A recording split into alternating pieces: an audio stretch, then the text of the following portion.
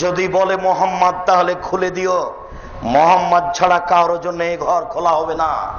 তিনি কত বড় পাওয়ারফুল মানুষ, এরপরে তিনি দুধের বাচ্চাগুলিকে বলছেন, ও আমার আদরের বাচ্চা, তোমরা যদি আমাকে একটু অনুমতি দিতে তাহলে গিলাসটা আমি বাম দিকে দিতাম। অনুমতি চাচ্ছেন কেন? নিজের পাওয়ারে দিয়ে দিবেন। তিনি নিজেই জিম্মি। আমি বুঝাতে পারছি না, আমি মনে হয় বুঝাতে পারলাম না। মোহাম্মদ সাল্লাল্লাহু আলাইহি ওয়াসাল্লাম তার ধর্মের কাছে নিজেই জিম্মি। তাহলে বলেন আপনার পীর সাহেবদের ধর্ম চলে কি করে?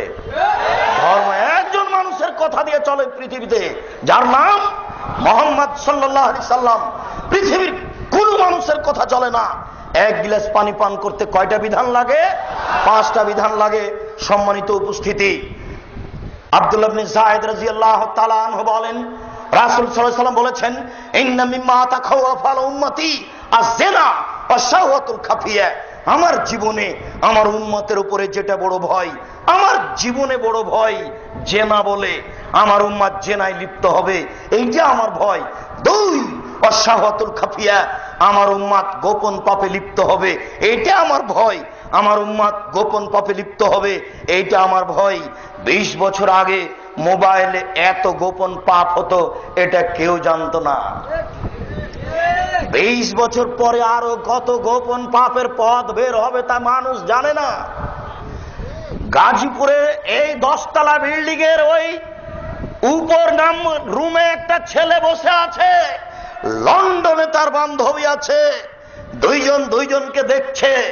দুইজন দুইজনকে দেখতে গিয়ে গায়ের কাপড় খুলতে খুলতে গাজীপুর 20 তলার উপরে ওই রুমে সে নগ্ন হয়ে গেল। লন্ডনে মেয়েটি নগ্ন হয়ে গেল। আশ্চর্য ধরনের জেনা, অবাক জেনা, যেই জেনা ঘরে ঘরে হচ্ছে। 1450 বছর পূর্বে তিনি বলেছেন, আমার উম্মতের উপরে আমার 2টা ভয়, আমার উম্মত জেনায় লিপ্ত হবে, এটা আমার জীবনে বড় ভয়। আমি মুহাম্মদ সাল্লাল্লাহু আলাইহি সাল্লাম জাতির কাছে বলে গেলাম, আমার উম্মত গোপন পাপ করবে, এটা আমার ভয়। আশ্চর্য, ছেলে 20 তলার উপরে আছে গাজীপুরে, ঢাকায়, মেয়েটা আছে লন্ডনে, দুইজন দুই ঘরে কাপড় খুলে দিয়েছে।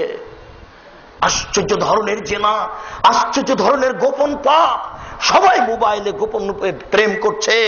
আশ্চর্য, গোসলখানাতে ঢুকে জেনা করে, নিজ নিজ জেনা করার জন্য মেশিন যন্ত্র তৈরি করে নিয়েছে মহিলা। স্বামী নেই, স্বামী কোথায় গেছে প্রয়োজন মনে করে না, নিজ নিজ জেনাই সব লিপ্ত। আল্লাহর নবী বলছেন, আমার জীবনে বড় ভয় আমার উম্মত জেনায় লিপ্ত হবে, আমার জীবনে বড় ভয় আমার উম্মত গোপন পাপে লিপ্ত হবে। এইসব হাদিস আমি কি দিয়ে বুঝাই জাতিকে? হাদিস তো 1450 বছর থেকে হাদিসে পড়ে আছে।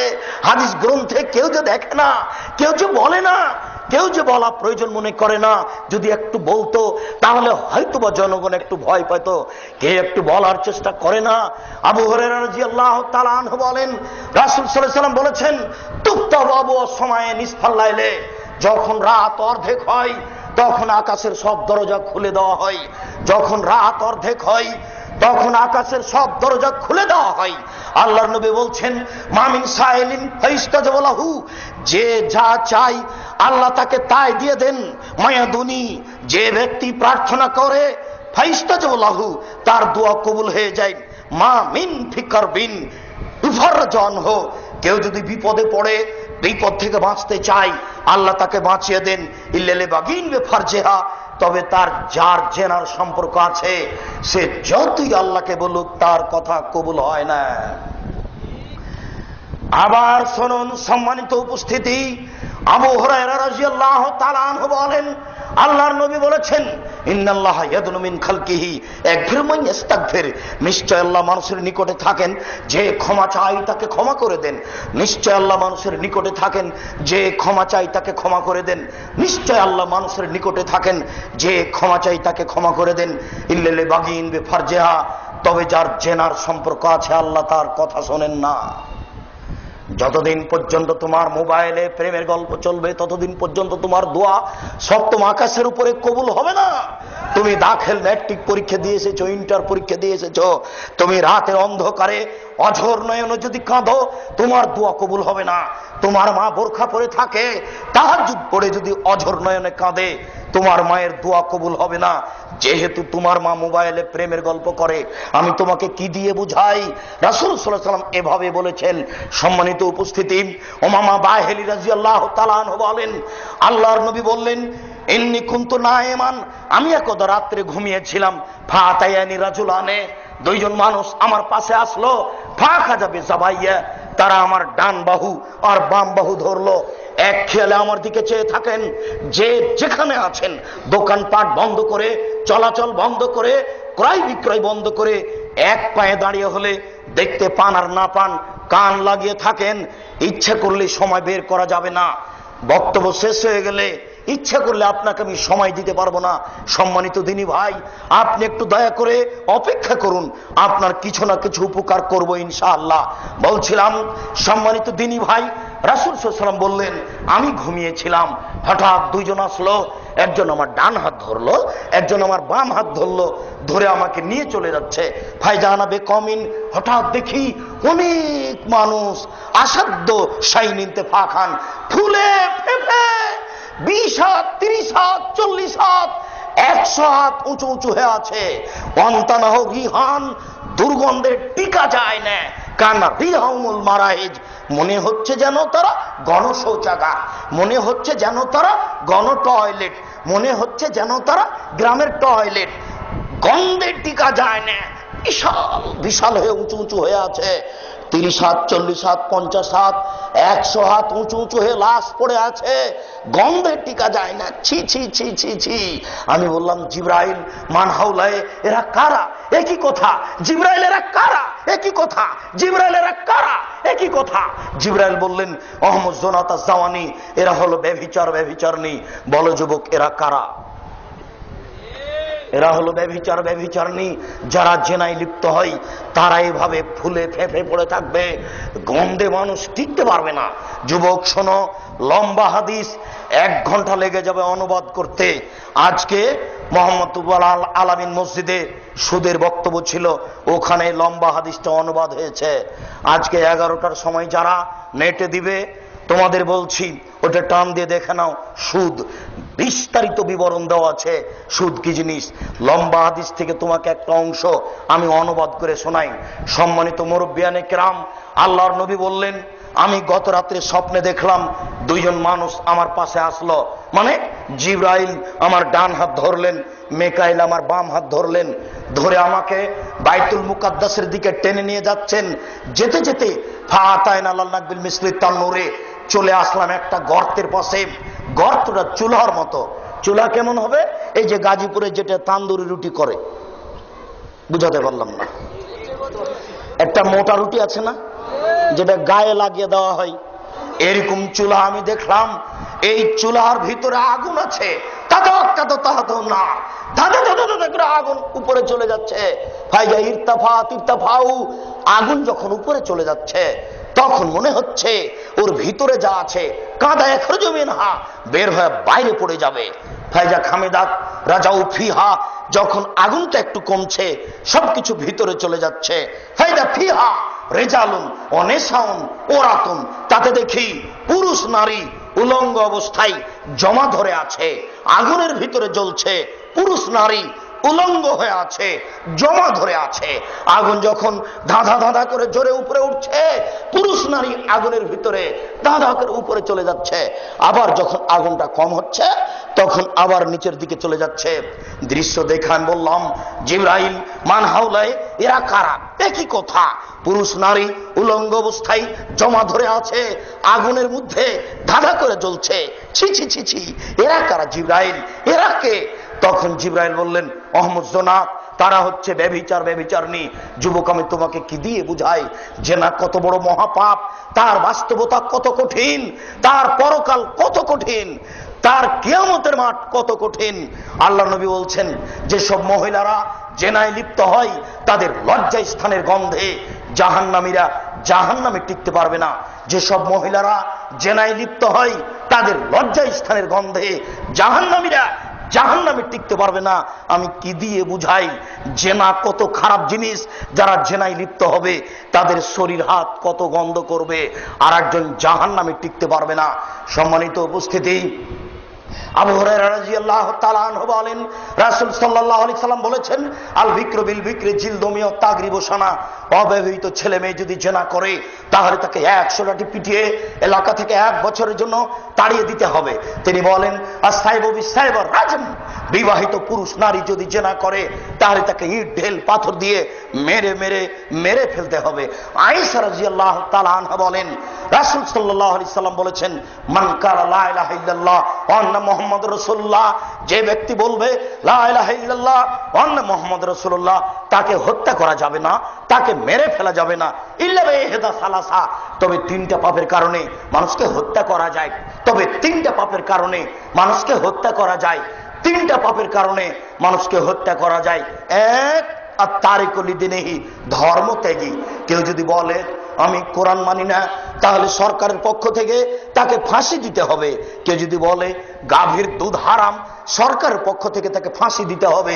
কেউ যদি বলে মদ হালাল, তাহলে সরকারের পক্ষ থেকে ফাঁসি দিতে হবে। সম্মানিত উপস্থিতি, বলছিলাম এই লোকটার গলায় ফাঁস দেওয়া হয়েছে, ফাঁস টান টান। তখন বলছে আমার ভুল হয়েছে, আমার ভুল হয়েছে। কথা আমি ফিরিয়ে নিলাম, এই লোকটাকে ফাঁস থেকে নামিয়ে দিতে হবে, এর ফাঁসি হবে না। 3 শ্রেণীর মানুষকে হত্যা করতে হয়। তার 1 শ্রেণীর মানুষ ধর্মত্যাগী, তবে তার বাঁচার পথ আছে। 2, কাতালা নাফসান, কেউ যদি কোনো মানুষকে হত্যা করে ফায়ুক্তালো, তাহলে তাকে হত্যা করতে হবে, এর নাম কেসাস।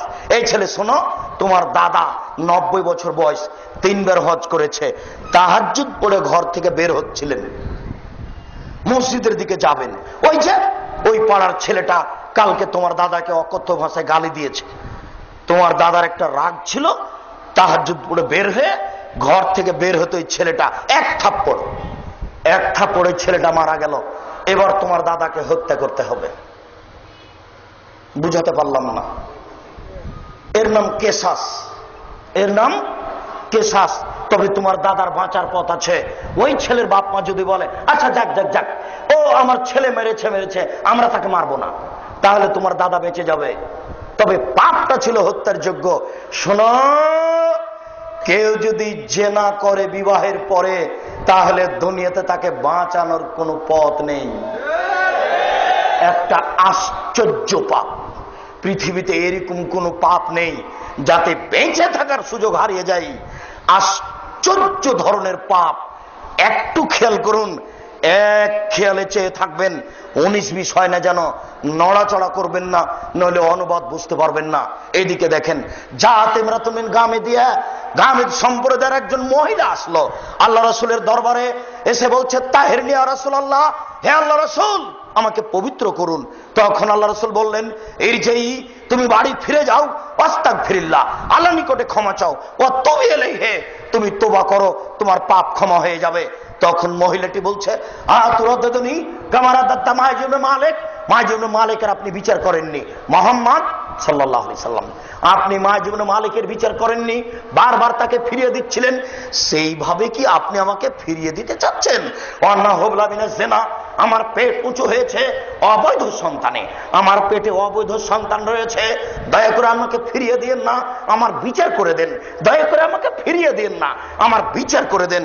তখন আল্লাহ রাসূল বলেন, আচ্ছা ঠিক আছে, এই যে এই হাতা তালে দিই, তুমি বাড়ি চলে যাও, যেদিন তোমার বাচ্চা হবে আসিও, তোমার বিচার করে দেব। মহিলা চলে গেল। মুসলিম গ্রন্থে এসেছে যে বাচ্চা সবেমাত্র প্রসব হয়েছে, ওই বাচ্চাকে নেকড়ায় জড়িয়ে নিয়ে এসে আল্লাহ রাসূলের দরবারে এসে বলছে, আল্লাহ রাসূল, এ দেখেন বাচ্চা প্রসব হয়েছে, এ দেখেন বাচ্চা। তখন আল্লাহ রাসূল বাচ্চার দিকে লক্ষ্য করে মাথা নিচু করে বলছেন, এই যে তুমি বাড়ি ফিরে যাও, ফারজেই হে, বাচ্চাকে দুধ খাওয়াও, হাতা তাপ্তে মিহে, যেদিন বাচ্চা দুধ ছেড়ে দিবে সেদিন আসিও, আমি বিচার করে দেব। মহিলা বাচ্চা নিয়ে চলে গেল, বাচ্চাকে দুধ পান করালো। 2 বছর পরে বাচ্চা নিয়ে বিচারালয়ে উপস্থিত। এমত অবস্থায় বাচ্চার হাতে 1 টুকরা রুটি রয়েছে। এই রুটি প্রমাণ করে বাচ্চা খাদ্য খেতে পারে। ফাওয়াসাদাহু বিয়াদি রাজুলিন মিনাল মুসলিমিনা, আল্লাহর নবী বাচ্চাটাকে একজন মুসলমানের হাতে দিলেন, বললেন যাও, এই তুমি বাচ্চাকে লালন পালন করো। এরপরে তিনি বললেন সঙ্গী সাথী, ইজাবু বিহা, তোমরা একে মাঠে নিয়ে যাও, অফরিল্লাহ সাদরিয়া, মাঠে নিয়ে গিয়ে গর্ত খুঁড়ে বুক পর্যন্ত পুঁতে দাও। দুঃখিত আমার সম্মানিত দিনী ভাই, আপনাকে আমি কি দিয়ে বুঝাই জেনা কি জিনিস, বিচার কি জিনিস। আপনাকে আমি কি দিয়ে বুঝাই জেনা কি জিনিস, বিচার কি জিনিস। বিবাহ করার পরে যদি পুরুষ এই জেনায় লিপ্ত হয় তাহলে তাকে বুক পর্যন্ত মাটিতে পুঁতে দিতে হবে না, এমনিতেই চতুর্দিক থেকে ঢেল পাথর মেরে মেরে ফেলতে হবে। কিন্তু মহিলা মানুষ যদি তার গায়ে পাথর মারা হয় তাহলে অঙ্গ প্রত্যঙ্গ খুলে যেতে পারে, ইসলাম এটা মেনে নিবে না। এই অবস্থায় তাহলে কি করা যায়? আল্লাহ রাসূল বললেন তাকে বুক পর্যন্ত মাটিতে পুঁতে দাও। বুক পর্যন্ত মাটিতে পুঁতে দিয়ে উপর দিকে তোমরা ঢেল পাথর মারতে থাকো। সাহাবীগণ বলেন আমরা তাকে মাঠে নিয়ে গেলাম, মাঠে নিয়ে গিয়ে গর্ত খুঁড়ে বুক পর্যন্ত মাটিতে পুঁতে দিয়ে চতুর্দিক থেকে ঢেল পাথর মারতে লাগলাম। খালিদ বিন ওয়ালিদ বলেন আমি একটা পাথর নিলাম, আমি তার মুখের উপরে মারলাম। ফাতারাজ্জাহাতাম আলা ওয়াজহি খালিদ, পাথরটা মুখে লেগে মুখ ফেটে রক্ত ছিটে খালিদের গায়ে লাগলো। ফাসবাহা, খালিদ গালি দিয়ে বসলেন ছি ছি ছি ছি ছি, একজন জেনাকারিনী মহিলার গায়ের রক্ত আমার গায়ে লাগলো।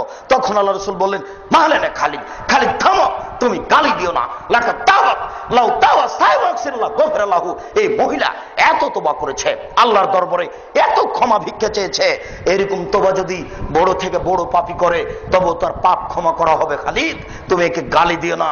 আল্লাহর নবী বললেন এর পাপ ক্ষমা হয়ে গেছে। আল্লাহর নবী তার জানাজা করলেন, আল্লাহর নবী তার কাফন দাফন করলে কি দিয়ে বুঝায় আমি জাতিকে? আল্লাহ রাসূল তাকে বললেন না যাও তোমার বিচার হবে না, তোমার পাপ ক্ষমা হয়ে গেছে, এই কথা তিনি বললেন না। আপনাকে আমি যেটা বুঝাতে চেয়েছি কি বুঝালাম? আপনাকে আমি বুঝালাম যে জেনা যদি হয় বিবাহের পরে তাহলে দুনিয়াতে তার বেঁচে থাকার কোনো সুযোগ নেই। এত বড় পাওয়ারফুল মানুষ, পৃথিবীর সবচেয়ে বড় পাওয়ারফুল মানুষ, তিনি বললেন তার পাপ ক্ষমা হয়ে গেছে, কিন্তু তিনি মাফ করতে পারলেন না। তিনি ধর্মের কাছে জিম্মি, তিনি বলে যেতে পারলেন না যে তার পাপ ক্ষমা হয়ে গেছে, যাও তোমার বিচার হবে না। আমি মনে হয় বুঝাতে পারছি না। সম্মানিত উপস্থিতি মনে রাখবেন রাসূল সাল্লাল্লাহু আলাইহি ওয়াসাল্লাম বলছেন সালাসা, তিন শ্রেণীর মানুষ রয়েছে যাদের সাথে আল্লাহ বিচারের মাঠে কথা বলবেন না। শুনুন, তিন শ্রেণীর মানুষ রয়েছে যাদের সাথে আল্লাহ বিচারের মাঠে কথা বলবেন না। তারা কত বড় পাপী? তার এক শ্রেণীর মানুষ হচ্ছে আল মুসবিল, যারা পায়জামা প্যান্ট লুঙ্গি টাকনুর নিচে রাখে, তাদের সাথে আল্লাহ বিচারের মাঠে কথা বলবেন না।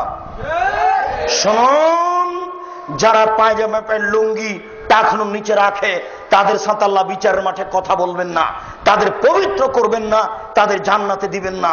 দুই, মালিকুন কাযযাব, মিথ্যুক দায়িত্বশীল, মিথ্যুক হেড মৌলানা, মিথ্যুক হেডমাস্টার, মিথ্যুক প্রিন্সিপাল, মিথ্যুক ভাইস চ্যান্সেলর, মিথ্যুক মেম্বার, মিথ্যুক দারোগা, মিথ্যুক ওসি, মিথ্যুক চেয়ারম্যান, মিথ্যুক মেম্বার, মিথ্যুক মন্ত্রী, মিথ্যুক জেল সুপার, মিথ্যুক গ্রাম্য সর্দার, মিথ্যুক মসজিদের মুসল্লি, মিথ্যুক দায়িত্বশীল, যে যেখানে আছে সে যত বড়ই পরহেজগার হোক না কেন আল্লাহ তার সাথে কথা বলবেন না। যদি মিথ্যে কথায় দায়িত্ব পালন করে মুসলিম, কথার ভিতরে সরিষা ঢোকানো যাবে না, যা বলছি কিয়ামত পর্যন্ত তাই থাকবে। শুনুন, তিন শ্রেণীর মানুষের সাথে আল্লাহ কথা বলবেন না। তার এক শ্রেণীর মানুষ হচ্ছে যারা পায়জামা প্যান্ট লুঙ্গি টাকনুর নিচে রাখে। দুই, যারা মিথ্যা কথায় দায়িত্ব পালন করে। তিন, শায়খুন জানিন, বেশি বয়সে জেনা করে যারা, তাদের সাথে আল্লাহ কথা বলবেন না। বেশি বয়সে জেনা করে যেসব পুরুষ নারী, তাদের সাথে আল্লাহ কথা বলবেন না। এই কথাটি বুঝার জন্য আর একটা হাদিস পেশ করছি, আমার দিকে খেয়াল করেন। ইন্না লিল্লাহি মিয়া রাহমা, আল্লাহর নিকটে ছিল 100টি দয়া, আল্লাহর নিকটে ছিল 100টি দয়া, আল্লাহর নিকটে ছিল 100টি দয়া। আনজালা মিনহা রাহমাতান ওয়াহিদা বাইনাল জিন্নি ওয়াল ইনসি ওয়াল হাম্মি ওয়াদ দাওয়াবে, তার একটি দয়া আল্লাহ ভাগ করে দিয়েছেন জিনের মাঝে, মানুষের মাঝে, পশু প্রাণীর মাঝে। একটি দয়ার ভাগ পেয়ে মানুষ তার মেয়েকে আম্মু বলে ডাকে, চুমা খায়। একটি দয়ার ভাগ পেয়ে কুকুর তার বাচ্চাকে আদর করে ডাকে। একটি দয়ার ভাগ পেয়ে গাভী তার বাচ্চাকে জিহ্বা দিয়ে চাটে। একটি দয়ার ভাগ পেয়ে সাপ তার বাচ্চাকে আদর করে ডাকে। একটি দয়ার ভাগ পেয়ে সিংহ তার বাচ্চাকে আদর করে দুধ খাওয়ায়। আর 99টি দয়া আল্লাহ নিজের কাছে রেখেছেন। ইয়ারহামু বিআলা ইবাদিহি, এই দয়াগুলি দিয়ে আল্লাহ বিচারের মাঠে মানুষকে ক্ষমা করবেন। কি দিয়ে বুঝায় আপনাকে আমি বিচারের মাঠে আল্লাহ কত দয়াশীল হবেন? এরপরেও 3 শ্রেণীর মানুষের সাথে আল্লাহ কথা বলবেন না, তারা কত বড় পাপী। আমি মনে হয় পূর্ণ বুঝাতে পারলাম না। আল্লাহর কাছে কতটি দয়া ছিল? 100। তার একটা দয়া আল্লাহ প্রাণীকে দিয়েছেন। প্রাণী বুঝা যায় না মনে হয়, প্রাণীর মধ্যে দিয়ে দিয়েছেন। এই একটি দয়ার ভাগ পেয়ে গাভীটা তার বাচ্চাকে এইভাবে চাটে খাচ্ছে, এইভাবে জিভা দিয়ে চাটছে। আর একটি দয়ার ভাগ পেয়ে আপনার মেয়েকে আপনি এইভাবে চুমা খাচ্ছেন। 99টা দয়া আল্লাহ নিজের কাছে রেখেছেন। এইগুলি দিয়ে বিচার মাঠে আল্লাহ মানুষকে মাফ করবেন। এরপরে আল্লাহ 3 শ্রেণীর মানুষের সাথে কথা বলবেন না, তারা কত বড় পাপী। আমি আপনাকে কি দিয়ে বুঝাই তারা কত বড় পাপী? তার 1 শ্রেণীর মানুষ হচ্ছে যারা পায়জামা প্যান্ট লুঙ্গি টাকনুর নিচে রাখে। এই ছেলে, আমি তোমাকে শতবার বলেছি, জন্ম দিতে পারলেই মা হওয়া যায় না, জন্ম দিতে পারলেই বাপ হওয়া যায় না, প্রসাব করাতে পারলেই মা হওয়া যায় না, বাচ্চাকে দুধ পান করাতে পারলেই মা হওয়া যায় না। পাগলিও বাচ্চাকে প্রসাব করাতে পারে, পাগলিও বাচ্চাকে দুধ খাওয়াতে পারে। শোনো, এই যে তোমার ছোট ভাইটা প্যান্টটা পরে আছে টাকনুর নিচে, তোমার মা বলে না আব্বু ছি ছি ছি আব্বু আব্বু করেছো কি? আসো আসো আসো, প্যান্টটা খুলো আব্বু, প্যান্টটা খুলো, আমি কেটে দিক। করেছো কি তুমি? আরে প্যান্টটা টাকনুর নিচে আব্বু। 3 শ্রেণীর মানুষের সাথে আব্বু বিচারের মাঠে আল্লাহ কথা বলবেন না। তার 1 শ্রেণীর মানুষ হচ্ছে যারা পায়জামা প্যান্ট লুঙ্গি টাকনুর নিচে রাখে, আব্বু খুলো খুলো খুলো, কেটে দিই। এই কথা তোমার মা বলতে পারে, পাগলি বলতে পারে না। যদি তোমার মা না বলে তাহলে তোমার মা পাগলির চেয়ে খারাপ কিনা বলো? তোমার মাকে যদি আমি অশিক্ষিতা প্রমাণ করতে না পারি, জাতির সামনে বক্তব্য দেব না। তোমার মা এই কলেজের প্রধান শিক্ষিকা, প্রিন্সিপাল। তোমার মা হাই স্কুলের হেডমাস্টার হতে পারে, 14 বার মাস্টার ডিগ্রি পাস করলেও তোমার মা জানে না বাচ্চাকে কিভাবে লালন পালন করতে হয়। এমনিতেই পশু প্রাণীর মতো বাচ্চাকে খাওয়িয়ে নিয়ে বাচ্চাকে কোলে তুলে রিক্সায় নিয়ে চলে গেছে স্কুল। দেখো না, রাত দিন তোমার মা যাচ্ছে, ও জানে বাচ্চাকে কিভাবে লালন পালন করতে হয়, বাচ্চাকে কিভাবে দুধ খাওয়াতে হয়, সেটাই জানে না। বলছিলাম, সম্মানিত উপস্থিতি, যুবক, বৈঠকের যুবতী, আমি আপনাদের বলছি, নিরাশা হবেন না। আব্দুর রাজাক সাহেব যেভাবে বললেন বাঁচার পথ কি সেইটা বলেন। আজকে যা বললেন তাতে তো বাঁচার পথ দেখি না, বাঁচার পথ কি সেইটা বলেন একটু। জি, দয়া করে আপনি অপেক্ষা করুন, আপনাকে আমি বাঁচার পথ বলছি। মনে রাখবেন, বড় পাপ 2 ভাগে বিভক্ত, একগুলি আল্লাহর সাথে জড়িত, একগুলি মানুষের সাথে জড়িত। মনে রাখবেন, বড় পাপ 2 ভাগে বিভক্ত, একগুলি আল্লাহর সাথে জড়িত, একগুলি মানুষের সাথে জড়িত। এই ছেলে, তোমার বাপ কোটি কোটি টাকা সুদ খেয়েছে। ঢাকা শহরে কয়েকটা বাড়ি, কোটি কোটি টাকা ব্যাংকে জমা আছে সুদের। আল্লাহর নবী বলেছেন, কেউ যদি জেনে শুনে 1 টাকা সুদ খায়, 36 বার জেনা করে যত পাপ হবে, 1 টাকা সুদ খেলে তার চেয়ে বেশি পাপ হবে। আল্লাহ নবী বলেছেন, সুদের পাপের 17টি ভাগ রয়েছে। ছোট ভাগ হলো মার সাথে জেনা করলে যেমন পাপ হয়। শোনো, আজকে যদি তোমার বাপ রাতে হাত তুলে আল্লাহকে বলে, আল্লাহ আমার ভুল হয়েছে, তুমি আমাকে মাফ করো, আমি সুদের লেনদেন বন্ধ করলাম, আর কোনোদিন সুদ খাবো না, এই কথাটা বলেই যদি তোমার বাপ মারা যায়, ইনশাল্লাহ জান্নাত হবে, হবে ইনশাল্লাহ। কেন? এই পাপ কার সাথে জড়িত? আল্লাহর সাথে জড়িত। এইবার তোমাকে বলি, ওই যে গাজীপুর ওই মোড়ে একটা রিক্সায় উঠেছ, এখানে নেমে বলছো কত টাকা ভাড়া? বললো 100 টাকা। 2 থাপ্পড় বেটা, দলীয় দাপট দেখো, 2 থাপ্পড় বেটা, 20 টাকা ভাড়া, 100 টাকা চাও। দিয়ে 20টা টাকা দিয়ে 2টা থাপ্পড় দিয়ে বিদায় করে দিল। এখন ক্ষমা নাও দেখি, কিয়ামত পর্যন্ত কাঁদো, কিয়ামত পর্যন্ত, মরা পর্যন্ত যদি কেঁদে এই পাপ ক্ষমা হয়ে যায়, ইসলাম ধর্ম মিথ্যা। নাউজুবিল্লাহ, ইসলাম ধর্ম মিথ্যা নয়। শোনো, এই পাপ যদি ক্ষমা হয়ে যায়, আল্লাহ হবেন অত্যাচারী। এই পাপ যদি ক্ষমা হয়ে যায়, আল্লাহ হবেন অত্যাচারী। আল্লাহ বলেছেন, আমার উপরে আমি আল্লাহ অত্যাচার হারাম করেছি, আমি অত্যাচার করব না। আব্দুর রাজাক সাহেব, তাহলে ক্ষমা হবে কিভাবে? রিক্সাওয়ালাকে খুঁজে বের করতে হবে, হাত ধরে বলতে হবে, ও রিক্সাওয়ালা, আমি বুঝতে পারিনি গো, তোমাকে এক থাপ্পড় মারা আমার ভুল হয়েছে, তুমি আমাকে মাফ করো। এই কথা বলা ছাড়া ইহকালে পরকালে কোথাও আর ক্ষমা নেই। আশ্চর্য পাপ, মানুষের সাথে জড়িত পাপ। তুমি তো আর বুঝতে পারছো না চেয়ারম্যান, মেম্বার, এমপি, মন্ত্রী কত বিপদে আছে। তারা যদি বিপদ বুঝতে পারতেন তাহলে জনগণের সামনে হাত জোড় করে বলতেন, জনগণ আমার ভুল হয়েছে, জনগণ আমার ভুল হয়েছে। আমার গাজীপুর বাজারে আমার বাপের 1 শতক জমি আছে, ওখানে আমি একটা দোকান করে বাকি জীবন খাবো, আমি দায়িত্ব পালন করবো না, আমি চলে গেলাম। উনি বুঝতে পারছেন এটা কত কঠিন। কি করে? একটু। কি করে? একটু। কিভাবে? একটু। 1 বস্তা গম ছিল জনগণের, আর 1 বস্তা গম ছিল তার বাপের। তো ওখান থেকে কিছু গম এদিকে চলে এসেছে। না না না, কিছু নয়, 100 না, 100 নয়, একটা গম 10-এর এদিকে চলে এসেছে। চেয়ারম্যান সাহেব দেখলেন যে 10-এর গমের মধ্যে থেকে একটা গম আমার ভিতরে চলে আসলো। চেয়ারম্যান সাহেব গমটা ওইদিকে করলেন না, এবার তিনি হজ করতে চলে গেলেন। হজ করতে গিয়ে কাবা ঘরের গিলাপ ধরে কাঁদছেন, আল্লাহ আমার ভুল হয়েছে, মাফ করো, আল্লাহ কিছু গম আত্মসাৎ হয়েছে, তুমি মাফ করো। এইভাবে কাঁদতে যদি থাকেন, এক পর্যায়ে আল্লাহ বলবেন, ও চেয়ারম্যান সাহেব, আরে যে না ছিল আমার ব্যাপার, যত বড় পাপ হোক না কেন। ও চেয়ারম্যান সাহেব, সুদ ছিল আমার ব্যাপার, যত বড় পাপ হোক না কেন, গম যে আমার নয় গো, গম যে জনগণের, আমার কাছে ক্ষমা হবে না, জনগণের কাছে ফিরে যাও।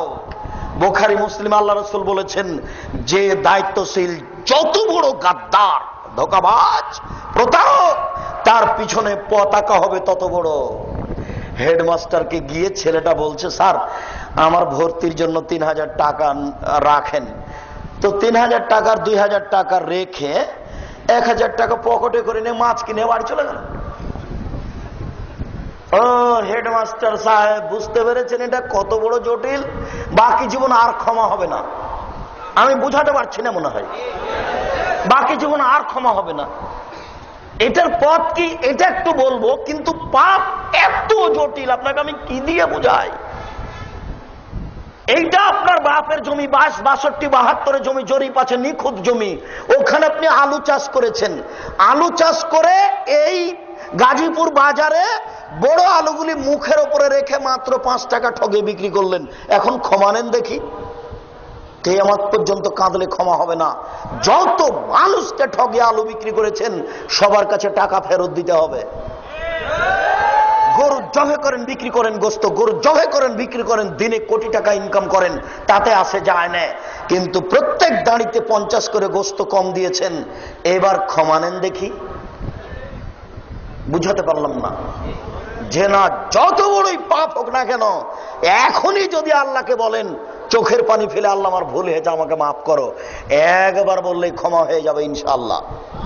100বার আপনি কেঁদে বলেন সেটা ভিন্ন কথা, এটা আল্লাহর সাথে জড়িত পাপ ক্ষমা করা সহজ।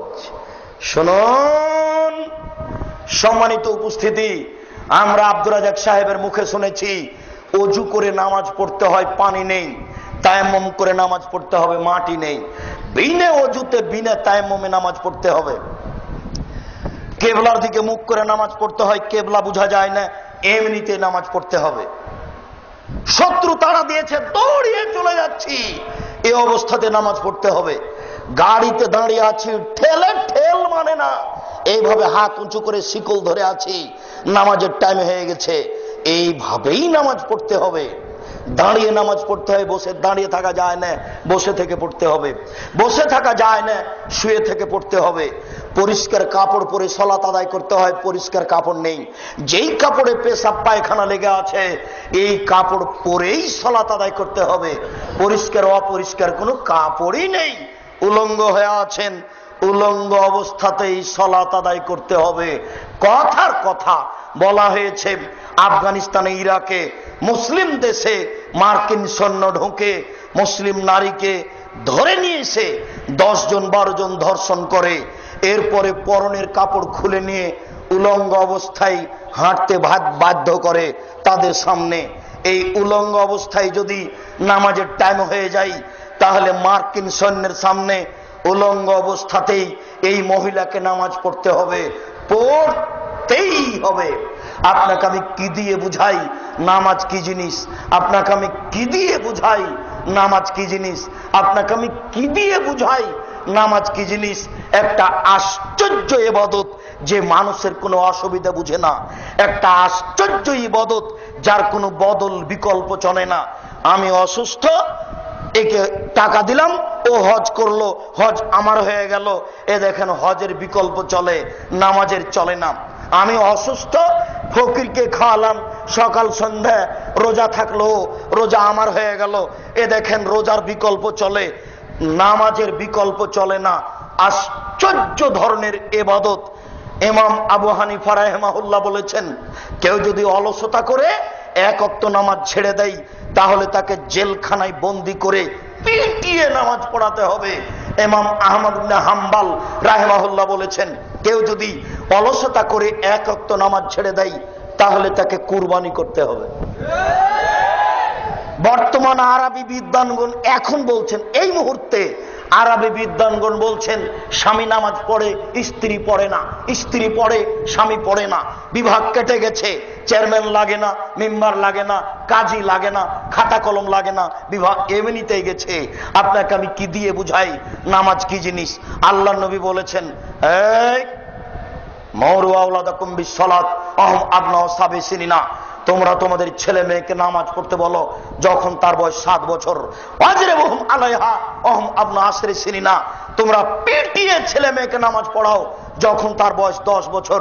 আল্লাহর নবী কখনো বলেননি, আল্লাহর নবী কখনো বলেননি, এই ছেলে তোমার বয়স 7 বছর, নামাজ পড়ো, নামাজ পড়ো। এইভাবে আল্লাহ রাসূল কখনো বলেননি। আল্লাহ রাসূল বলেননি, এই ছেলে তোমার বয়স 10 বছর, নামাজ পড়ো নইলে পিটাবো, বলো নামাজ পড়ো নইলে পিটাবো। এইভাবে আল্লাহ রাসূল বলেননি। আল্লাহ রাসূল বলছেন, মওলু আওলাদাকুম বিসসালাত ওয়াহুম আবনাউ সাবি সিনিনা, তোমরা তোমাদের ছেলে মেয়েকে নামাজ পড়তে বলো যখন তার বয়স 7 বছর 10 পর্যন্ত। আব্বু নামাজ পড়ো, আম্মু নামাজ পড়ো, আব্বু নামাজ পড়ো। কতদিন চলবে? 3 বছর। এবার পিটন, লাঠি, এই দাঁত ভেঙে দেবো, একবারে পিঠের চামড়া তুলে দেবো, আগে নামাজ পড়াই তারপরে কোনো কথা। এটা কতদিন চলবে পিটন? 5 বছর 15 পর্যন্ত। এ হলো 5 আর 3 8 বছর নামাজের কর্মসূচি। 5 বছর বয়সের ছেলে নামাজ পড়ে না, তার বাপ বেঁচে আছে, এই কথা মিথ্যে। 15 বছর বয়সের ছেলে নামাজ পড়ে না, তার বাপ বেঁচে আছে, মিথ্যে। কার পুরুষকে, অযোগ্যকে, কার পুরুষকে, অযোগ্যকে আমি আব্দুর রাজ্জাক বা বলতে চাই না। আল্লাহ রাসূল তাকে বারবার বলেছেন, এ কা পুরুষ, তুই বিবাহ করিস না। চোখ যেভাবে ঘুরে বউ সেভাবে চলে, এর নাম ক্ষমতা। চোখ যেভাবে ঘুরে বউ সেভাবে চলে, এর নাম ক্ষমতা। চোখ যেভাবে ঘুরে পরিবার সেভাবে চলে, এর নাম ক্ষমতা। তোর ক্ষমতা নেই, তুই বিবাহ করিস না। আল্লাহ রাসূল অনেককে নিষেধ করেছেন এভাবে। আবু যার গেফারি বলছেন, আল্লাহ নবী আমাকে একটু এলাকার নেতা করে দেন না। তখন আল্লাহ রাসূল বলছেন, হায় হায় আবু যার, তুমি করেছো কি? আরে নেতৃত্ব আমানত, তুমি তো দুর্বল মানুষ, তুমি পারবা না। নেতৃত্ব দিবে উমর, যে সকালকে সকাল করে দেখাতে পারে, বিকেল হবে না। যে বিকেলকে সকাল করবে না, বিকেল করে রাখবে, যার নাম উমর, যার কথা শুনলে বনের পশু কাঁপে, যার নামটা মনে নিলে মানুষের অন্তর কাঁপে বলে ইতিহাস বলে। এই লোক নেতৃত্ব দিবে। আবু জার, তুমি কেন? আল্লাহ রাসূল বলছেন, এ কাপুরুষ, তুই কেন বিবাহ করবি? তুই যে বউ কন্ট্রোল করতে পারবি না, ছেলে মেয়ে কন্ট্রোল করতে পারবি না, তুই রোজা থাক। রোজা থেকে থেকে থেকে যৌবনকে ধ্বংস কর। যার ক্ষমতা আছে সে যেন বিবাহ করে। বলো যুবক, এইসব পতিতালয়ের মেয়েগুলি রাস্তাঘাটে হাঁটছে, এর জন্য এ দায়ী না তার বাপ দায়ী? বলো যুবক, আজকে গ্রামে গার্মেন্টসে হাজারো হাজার নারী, এর নাম জেনার আস্তানা, হাজারো হাজার লক্ষ কোটি নারী নির্দ্বিধায় জেনা করছে। বলো এর জন্য কে দায়ী? ওর বাপ দায়ী, ওর বাপ দায়ী। কাপুরুষের বিবাহ করা ঠিক হয়নি। কাপুরুষের উচিত ছিল ভিক্ষা করে ছেলে মেয়েকে খাওয়ানো। কাপুরুষের কি উচিত ছিল? ভিক্ষা করে ছেলে মেয়েকে খাওয়ানো। কেন মেয়েকে এখানে পাঠালো? কেন মেয়ে এভাবে বেশ্যালয়ের মেয়ে সেজে রাস্তাঘাটে ঘুরবে? কেন ঘুরবে? দুঃখিত, আমি আপনাকে কি দিয়ে বুঝাই? সম্মানিত উপস্থিতি, বলছিলাম নামাজ যত বড়ই কঠিন ইবাদত হোক না কেন, এই লোকটার বই 70 বছর একদিনও নামাজ পড়েনি, আজকে বলছে আল্লাহ আমার ভুল হয়েছে, আমি আজ থেকে নামাজ ধরবো, আল্লাহ তুমি আমাকে মাফ করো। এই কথাটা বলেই মারা গেছে, ইনশাআল্লাহ জান্নাত পাবে। বলেন কেন দেখি? নামাজ কার সাথে জড়িত? আল্লাহর সাথে জড়িত। এই ছেলে, তোমার বাপ তোমার বড় ভাইকে জমি দিয়েছে, তোমাকে দেয়নি, এবার বলো তোমার বাপের কি হবে? আর জান্নাত হবে না। শুনুন, বাংলাদেশের নোংরা নীতি, প্রায় পরিবারে তোমার বাপের 90 শতক জমি, তুমি আর তোমার 2টা বোন, বা তুমি আর তোমার 1টা বোন, বলো তো তোমার বাপ মরার পরে 60 শতক নিবা তুমি, আর 30 শতক নিবে তোমার বোন। তো এই 30 শতক কি তোমার কাছে একদিন থাকার অনুমতি আছে? তো বছর বছর আছে কেন? বুঝাতে পারলাম না কথা মনে হয়। আগামীকাল সন্ধ্যা হতে হতে বোনের ভাগ দিতে হবে, তারপরে কোনো কথা আছে?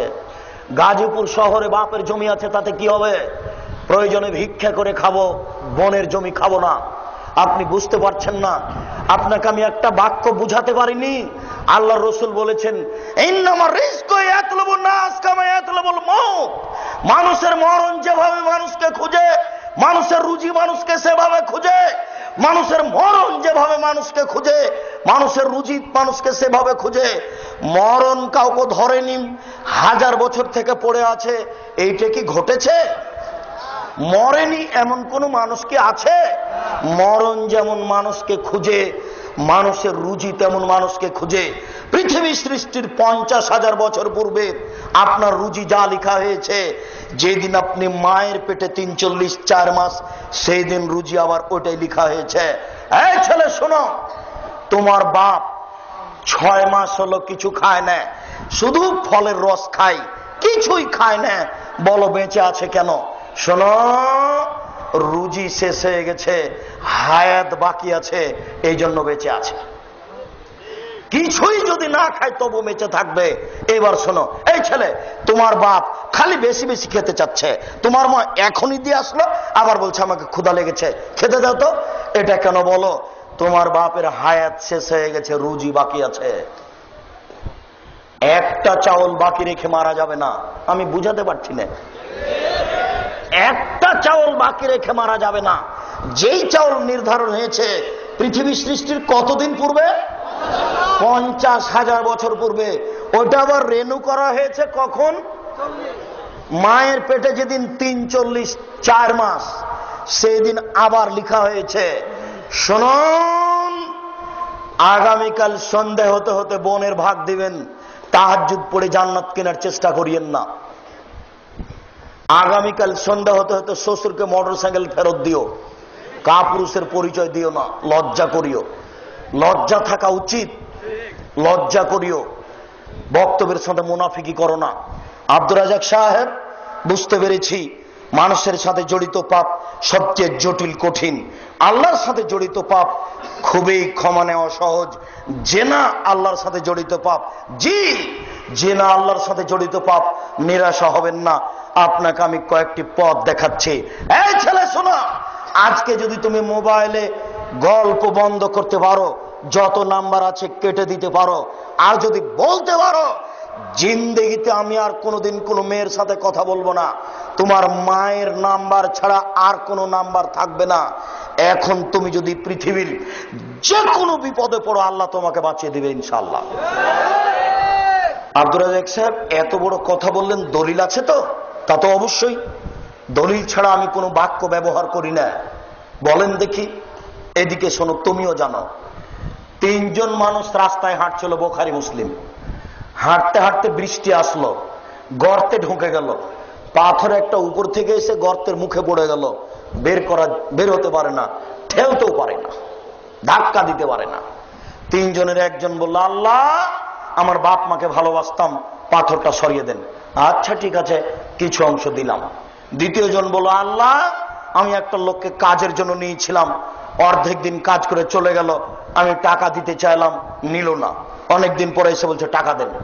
আমি বললাম গরু ছাগল নিয়ে যাও, বললো মজাক করবেন না, একদিনের টাকা দেন। আমি বললাম তোমাকে মজাক করিনি, তুমি সব গরু ছাগল নিয়ে যাও, নিয়ে চলে গেল। তোমাকে সন্তুষ্ট করার জন্য যদি করে থাকি তাহলে আজকে পাথর সরিয়ে দাও। আল্লাহ বললেন আচ্ছা ঠিক আছে, সরিয়ে দিলাম। তিনজনের তৃতীয় জন বলল, আল্লাহুম্মা ইন্না বিনতা আমিন লি উহিব্বুহা কাইহুব্বু কাআসাদতে ইহুব্বুর রিজালান নিসা।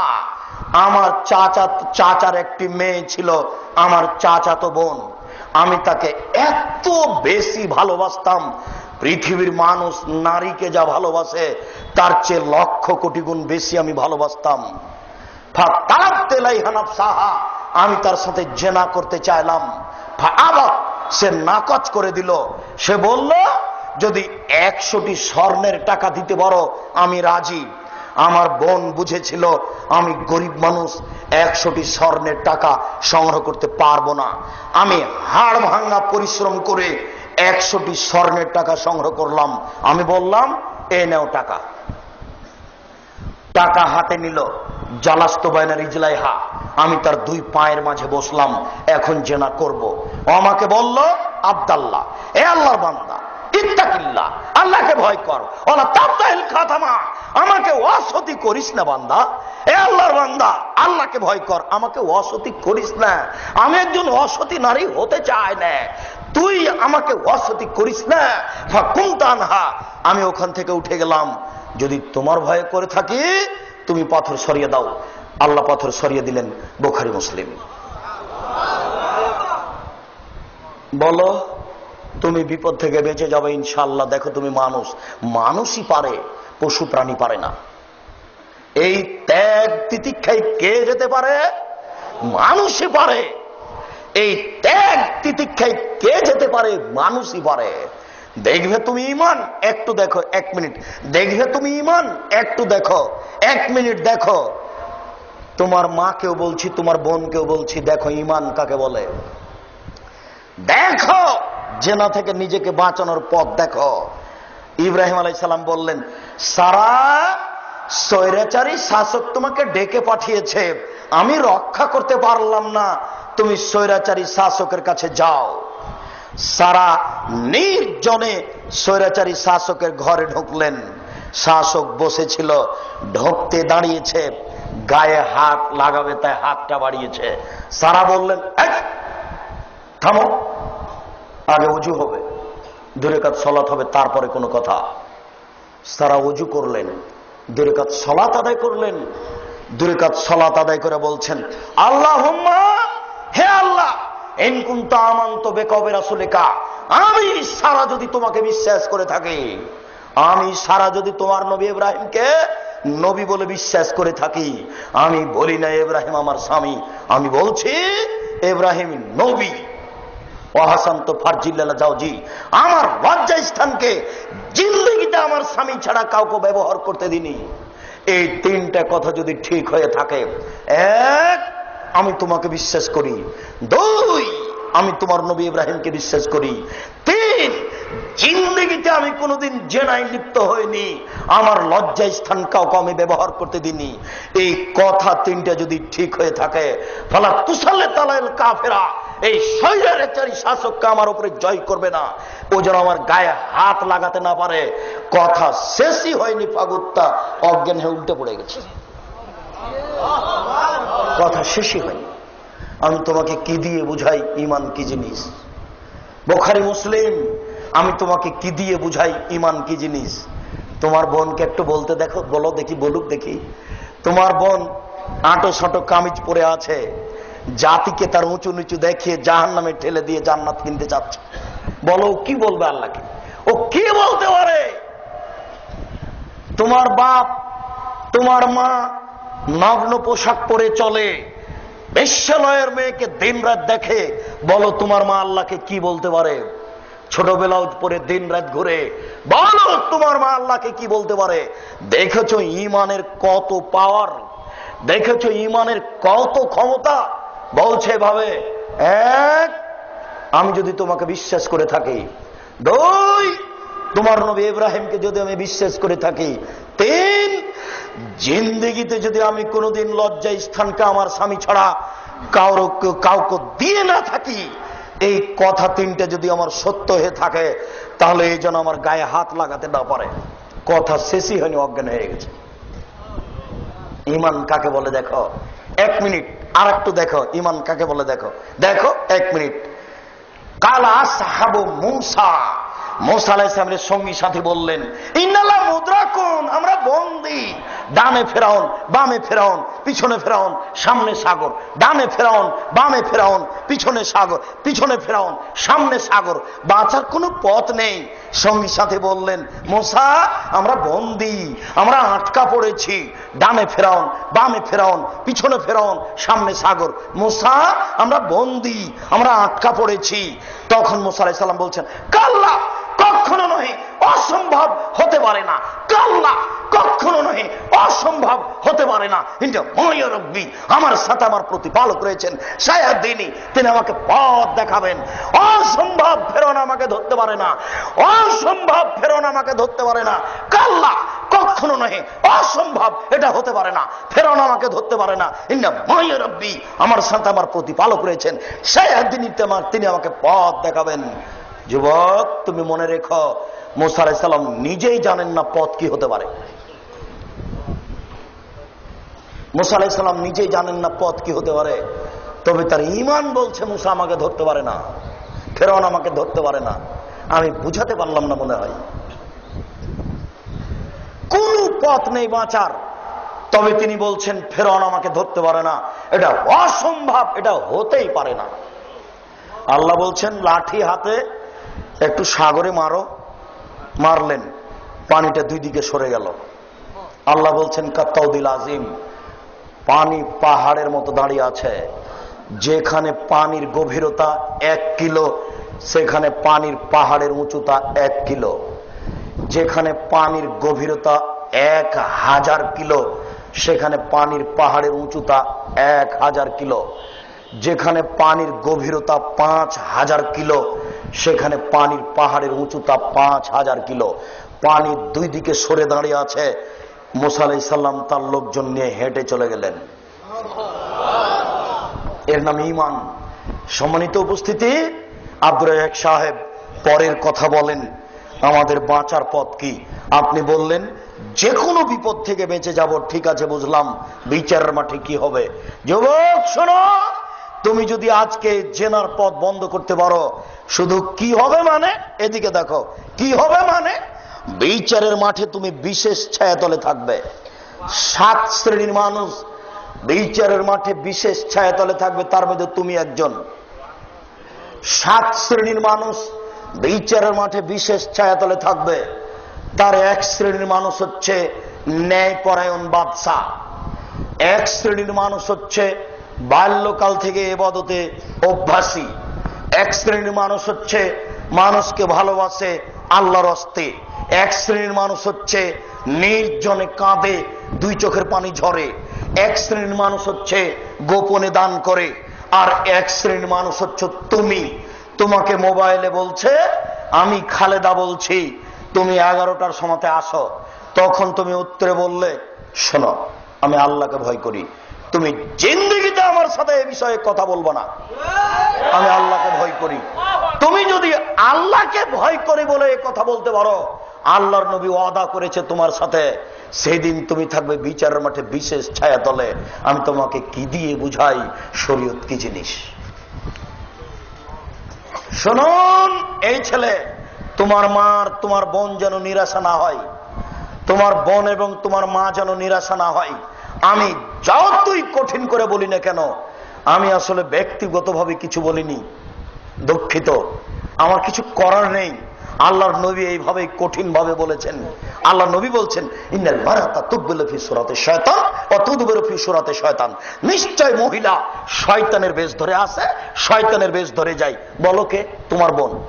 ওই যে এখন দোকানে দাঁড়িয়ে আছে, ওই যে তোমার বোন দাঁড়িয়ে আছে। বলো ওর বাপ নাই, বলো ওর ভাই নাই, বলো ওর লজ্জা আছে, বলো ওর শরম আছে, বলো ওর হায়া আছে, বলো ওর ইতস্তবোধ আছে, বলো তার বোধগম্য আছে, বলো তার বোধোদয় আছে, ও মানুষ একটা, ও জাতিকে জেনা করিয়ে জাতিকে জাহান্নামে ঠেলে দিয়ে নিজেকে ব্যবসা করে রুজি উপার্জন করতে চায়, সে নিজের বিদ্যা দেখাতে চায়।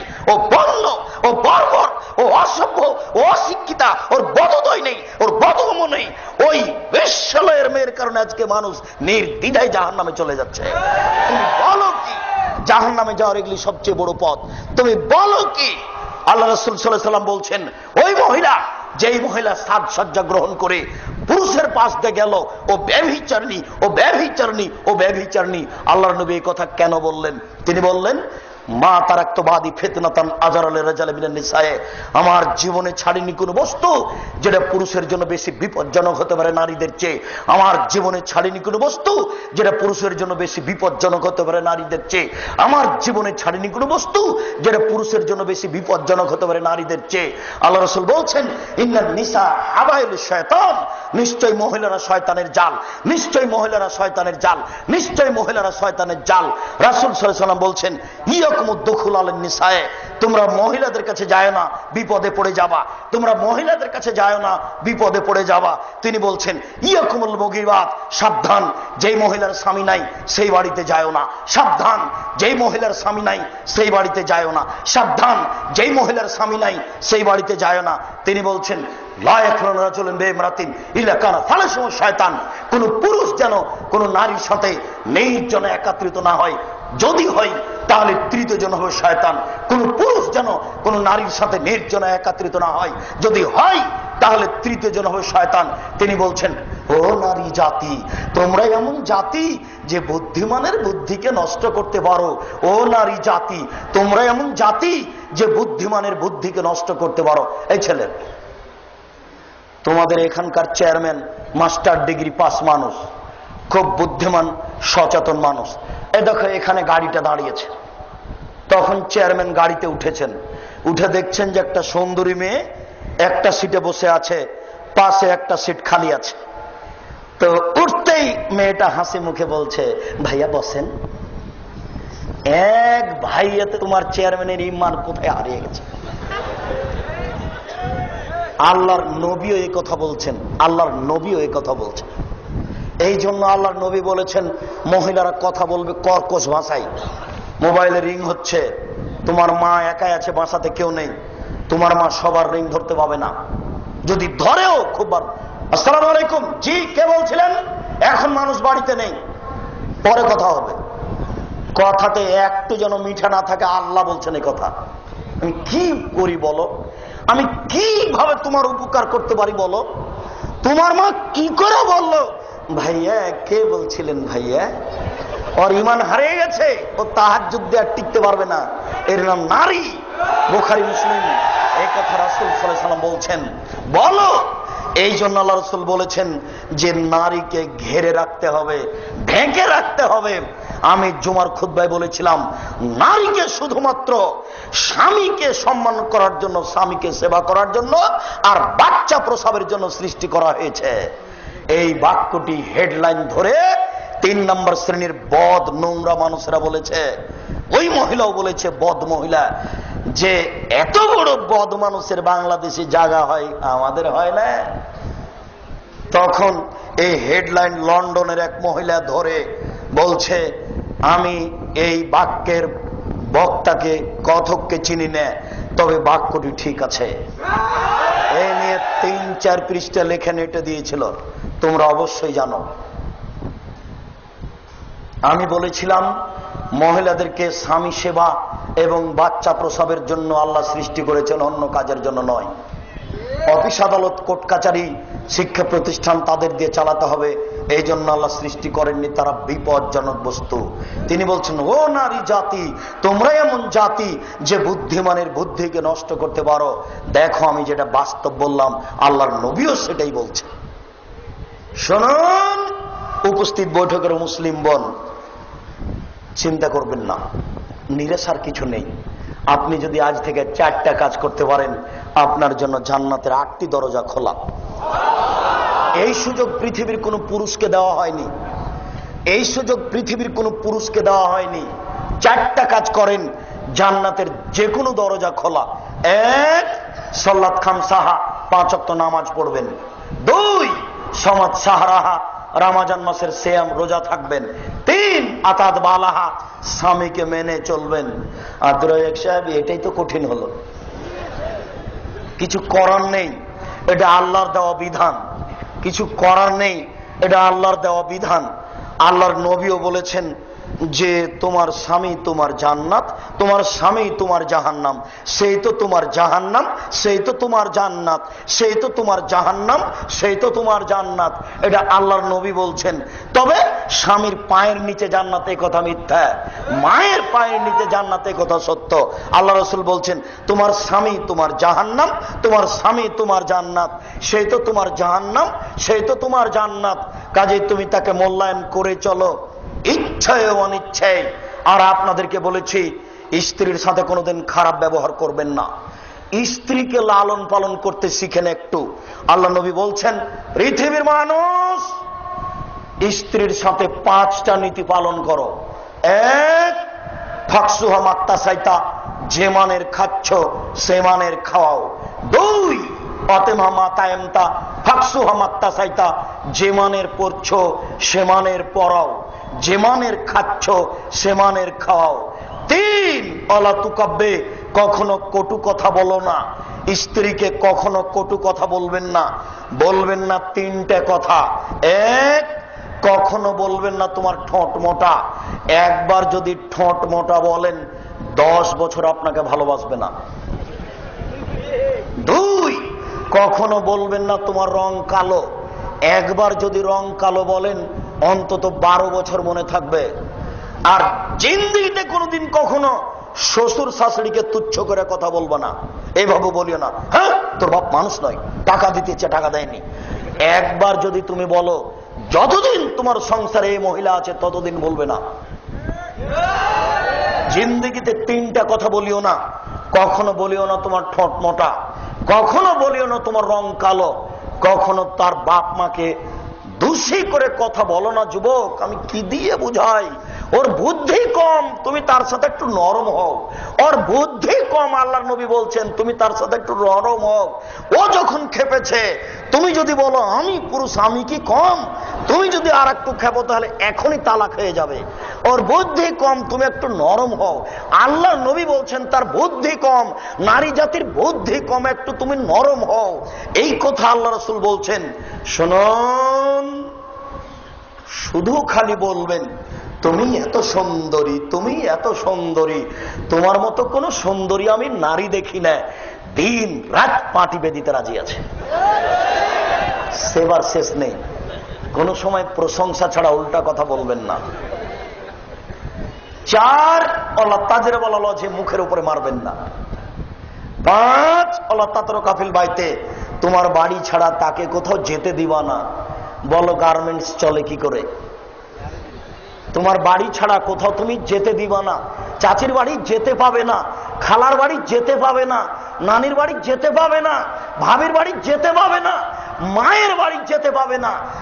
জরুরি কারণে যদি মায়ের বাড়ি যাই আপনাকেও সাথে যেতে হবে। 3 দিনের বেশি থাকতে পাবে না শ্বশুর বাড়িতে আপনার স্ত্রী। 3 দিনের বেশি যদি থাকে তাহলে খাওয়া খরচ দিতে হবে। বুঝাতে পারলাম না?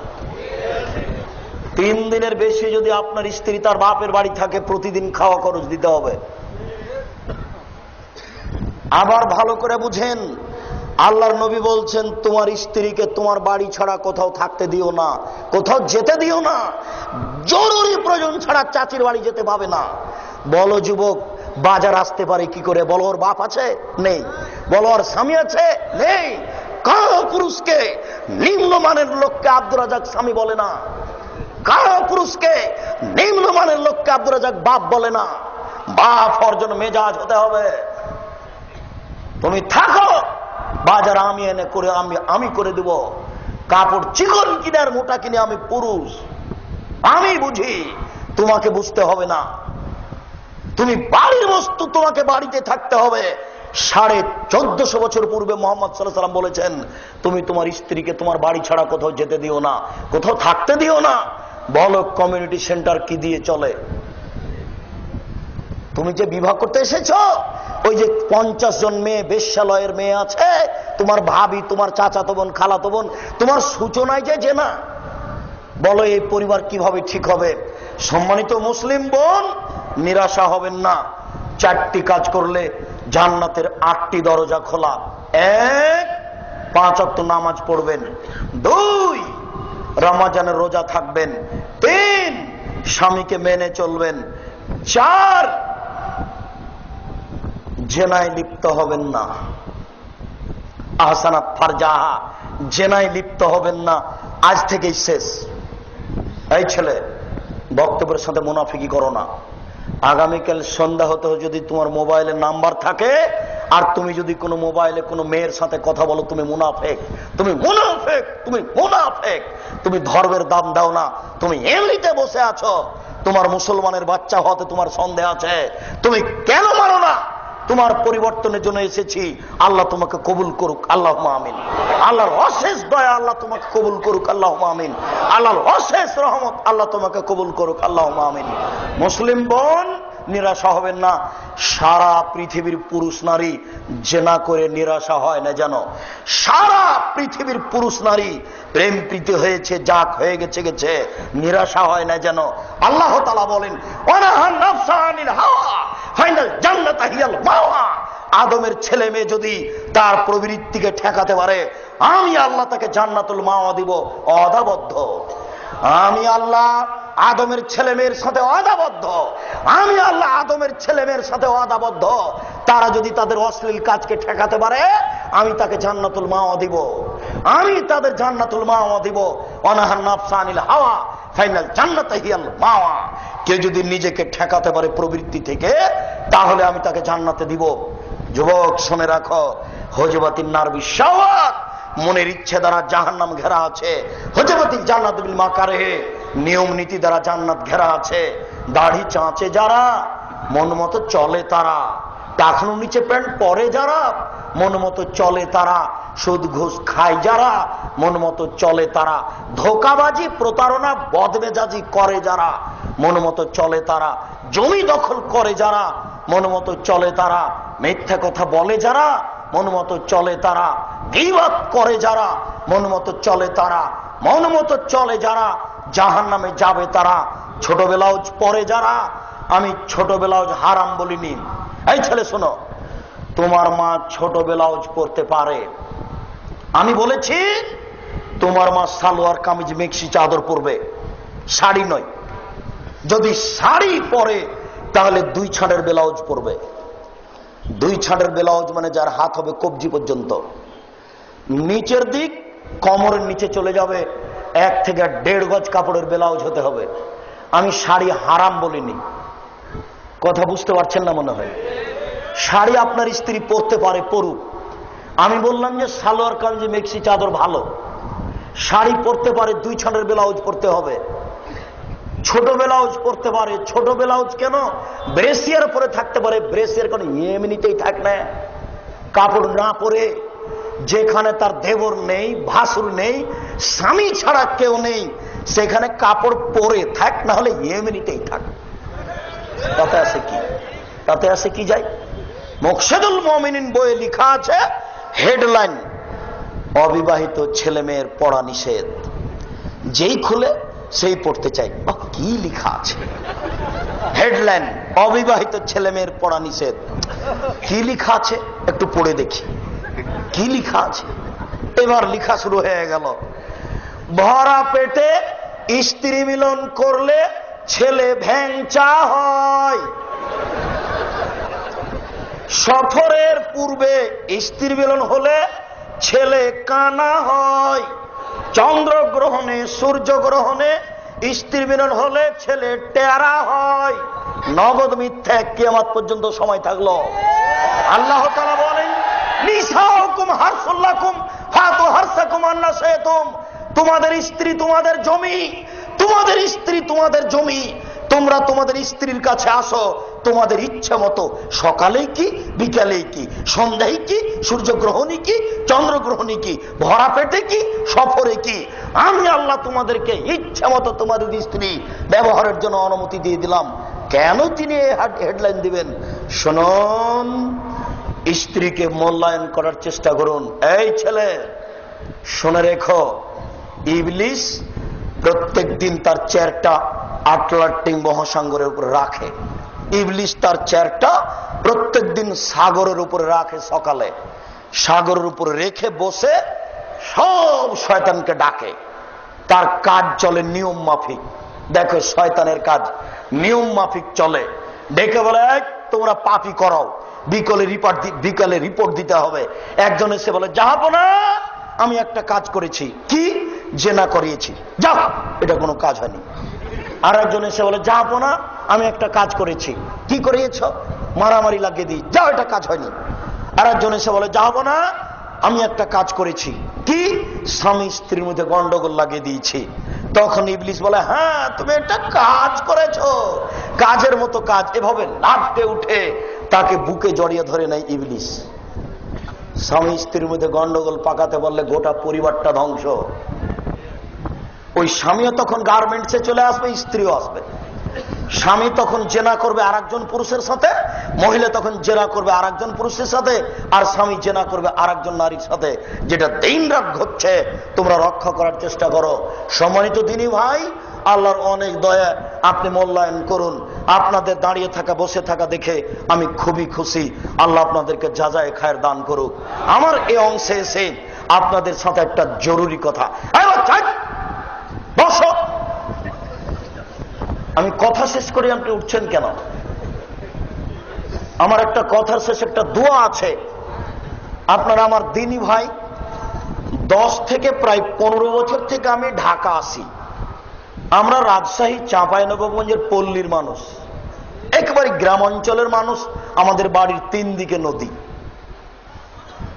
আমার পড়াশোনা চাঁপাইনবাবগঞ্জ, নাচক, তারপর ইন্ডিয়া, তারপর শিক্ষা জীবন রংপুর, গাইবান্ধা, গোবিন্দগঞ্জ 8 বছর, তারপর 17-18 বছর চলছে রাজশাহী নওদাপাড়া।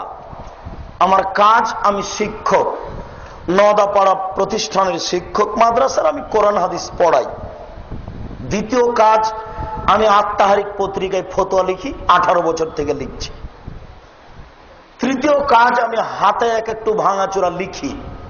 আমার তেমন কোনো বিদ্যা নেই, তবু আমার লিখার মন চাইলো এজন্য যে রাস্তাঘাটের বইগুলি প্রায় মিথ্যে। বইয়ের নাম কি করলে কি হয়, কি করলে ছাই হয়, কিছুই হয় না। বইটাই মিথ্যা, নামই মিথ্যা। আর মিথ্যা কথাই সব পরিপূর্ণ, কেউ একটা চিন্তা করে না। আমার কাছে তেমন লিখার কোনো যোগ্যতা নেই। এরপরেও বই পুস্তক সব মিথ্যা দেখার কারণে হালকা একটু দিয়েছি, কিছু লিখার কাজ করি। আর আমি বক্তব্য জানি না, আমি কণ্ঠস্বরে বক্তব্য দেওয়া জায়েজ মনে করি না। আমি এক সন্ধ্যা কোনোদিন কারো বক্তৃতা নকল করিনি। 1990 সাল থেকে মাঠে আছি। আমি কোনোদিন কাউকে বলিনি যে পথ খরচটা দিবেন পাথেও। এই 90 সাল থেকে না আজ পর্যন্ত যদি প্রমাণ হয়ে যায় যে আব্দুর রাজ্জাক সাহেব একদিন পাথেও চেয়েছিল, তাহলে আমি আর জিন্দেগিতে কোনোদিন বক্তব্য দিতে যাব না। আজকেই শেষ।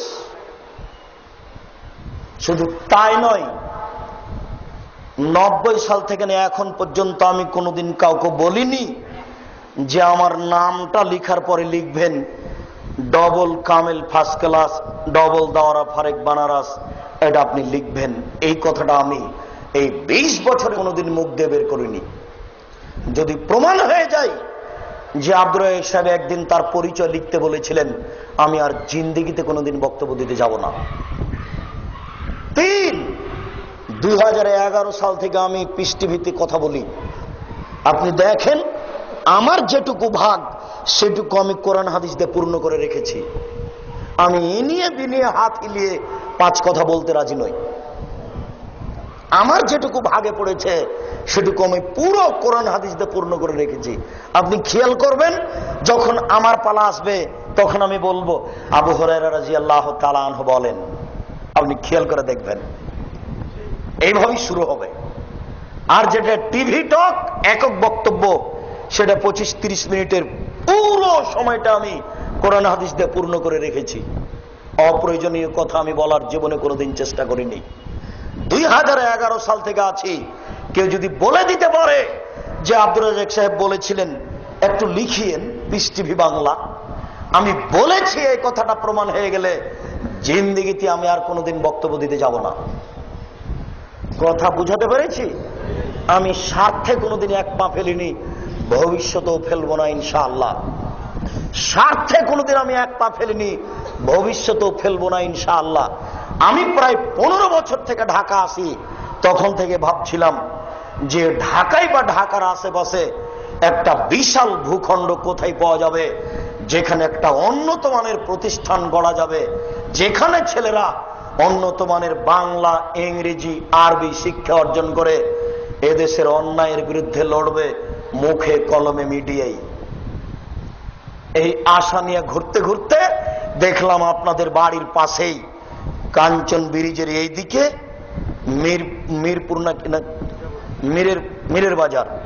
মীরের বাজার পার হয়ে একটা জায়গা আছে কালনি থেকে হাতের বামে 3 কিলোমিটার ভিতরে দেবই বাজারের পাশে বীর হাঁটাবো গ্রামের লোকেরা আমার হাতে 14 বিঘা জমি এক জায়গাতে হস্তান্তর করেছে। আমি তাদের শুকরিয়া আদায় করি, আল্লাহ তাদেরকে যাজায় খায়ের দান করুক। 2013 সালের 24শে আগস্ট রোজ মঙ্গলবার 11টার সময় এলাকার লোককে সাথে নিয়ে কাঁঠাল গাছের নিচে আমি বলেছি, আমার হাতে টাকা নাই এ কথা সত্য, এখানে প্রতিষ্ঠান গড়বে এ কথাও সত্য, গড়বে ইনশাআল্লাহ। কিভাবে গড়বে সেটা আমি জানি না, তবে গড়বে এতে আমি বিশ্বাসী, গড়বে। আমার হাতে টাকা নাই এ কথাও সত্য, এখানে প্রতিষ্ঠান গড়বে এ কথাও সত্য, ইনশাআল্লাহ গড়বে। এদেশের মাটিতে, ভারত, বাংলাদেশ, পাকিস্তানের মাটিতে, এদেশের মাটিতে সবচেয়ে উন্নত মানের প্রতিষ্ঠান করতে চাই। আল্লাহ তুমি কবুল করো, হবে ইনশাআল্লাহ। আপনি এখন যদি দেখতে যান তাহলে আপনার মনটা ঠান্ডা হয়ে যাবে। রাস্তাতে একটু ভারী লাগে, যেটুকু ভারী লেগেছে প্রতিষ্ঠানে গেলে ভারীটুকু কেটে যাবে। হাসি ছাড়া আপনি ফিরে আসতে পারবেন না। আপনাকে ভালো লাগবে আপনার বাড়ির পাশে। এখানে যেটা আমি আপনার কাছে দাবি রেখেছি সেটা হলো এই, একটু আল্লাহর কাছে দোয়া করবেন, আল্লাহ আব্দুর রাজ্জাক সাহেব যে কাজটা করছেন এটা তুমি কবুল করো। আমি এইটুকুর আপনার মুখাপেক্ষী বেশিরভাগ। আপনি খালি বলবেন আল্লাহ আব্দুর রাজ্জাকের এই কর্মটা তুমি কবুল করো, আল্লাহ আমিন। ওখানে কবুল হয়ে গেলে আর কেউ ঠেকাতে পারবে না, আর সম্ভব নয়। 2, আপনি পরামর্শ দিয়েন, আপনার পরামর্শ মূল্যায়ন করব। 3, ছেলে মেয়ে পাঠিয়ে প্রতিষ্ঠানকে মূল্যায়ন করবেন। 2015 সালের 3রা জানুয়ারি মেয়েদের প্রতিষ্ঠান চালু হয়েছে। ছেলে মেয়ে পৃথক পৃথক স্থানে থাকে, পৃথক পৃথক স্থানে খায়। সব শিক্ষক শিক্ষিকা মাস্টার ডিগ্রি পাস, বদিরা বিশ্ববিদ্যালয় থেকে পড়ে আসা, সব উচ্চ শিক্ষিত শিক্ষক। উন্নত মানের শিক্ষা দেওয়ার আমরা প্রাণপণে চেষ্টা করছি। ছেলে মেয়ের পৃথক পৃথক থাকার ব্যবস্থা আছে। ভর্তি ফি এতদিন কম ছিল, আমরা মোটামুটি ভর্তি ফি বেশি না করলে মানুষ মনে করছে যে এটা মনে হয় একেবারেই সাধারণ প্রতিষ্ঠান, টাকা লাগে না কেন। পিস স্কুলে, অমুক স্কুলে ভর্তি লাগে কয়েক লক্ষ। বাপ মা তো আর বুঝে না যে এইসব প্রতারণা। মাইকেল মধুসূদন দত্ত লন্ডন গেছিল ইংরেজি শিখতে, 5 বছর বয়সে না 40 বছর বয়সে, 40-50 বছর বয়সে। আপনি আপনার দুধের ছেলেকে ইংরেজি বাংলা এভাবে শিখাবেন, এটা কি করে বুঝলেন? এই নীতি আমি বিশ্বাস করি না, আমি নগদ নীতিতে বিশ্বাসী। এই জন্য আপনার ভিতরে দুর্বলতা আসাতে সামনে জানুয়ারির 2 তারিখ ভর্তির তারিখ, ভর্তি ফি 5,000 টাকা এবং খাওয়া খরচ আর কি আরো লাগে মিলে 2,500 টাকা প্রতি মাসে খরচ হবে। উন্নত মানের শিক্ষা দেওয়ার ব্যবস্থা আছে, ছেলেদের উন্নত মানের থাকার ব্যবস্থা আছে, মেয়েদের উন্নত মানের থাকার ব্যবস্থা করতে পারিনি, চেষ্টা চলছে মাত্র। তবে কোনো সমস্যা হবে না ইনশাল্লাহ। মানুষজন আছে, কর্মচারী আছে, গার্ড আছে, এগুলো সব ব্যবস্থা আছে। তৃতীয় যেটা আপনাকে বলতে চেয়েছি, আল্লাহর নবীর চলেনি টাকা ছাড়া, আমার চলবে টাকা ছাড়া, এই কথা আমি বিশ্বাস করি না। তবে এই কথা আমি বলছি যে আপনি টাকা দেন পতিতালয়ের মেয়ে যদি কুকুরকে পানি পান করে জান্নাত পেতে পারে, আপনি সেখানে 10 টাকা দিলেও জান্নাত পাবেন, আমি আশাবাদী ইনশাআল্লাহ। এখানে বিদআত মুক্ত, শিরক মুক্ত শিক্ষা দেওয়া হয়, আকীদা আদর্শের সুন্দর শিক্ষা দেওয়া হয়, যেখানে শিরক বেদাতের ছোঁয়াচ মাত্র নেই। পতিতালয়ের মেয়ে যদি কুকুরকে পানি পান করে জান্নাত পেতে পারে, আপনি এই প্রতিষ্ঠানকে ভালোবাসলে জান্নাত পাবেন ইনশাআল্লাহ, আমি বিশ্বাসী। তবে আপনি টাকা না দিলেও প্রতিষ্ঠান গড়বেই গড়বে। তখন আপনি পরে খারাপ মনে করেন, পস্তানা লাগুক, এটা আমি চাই না।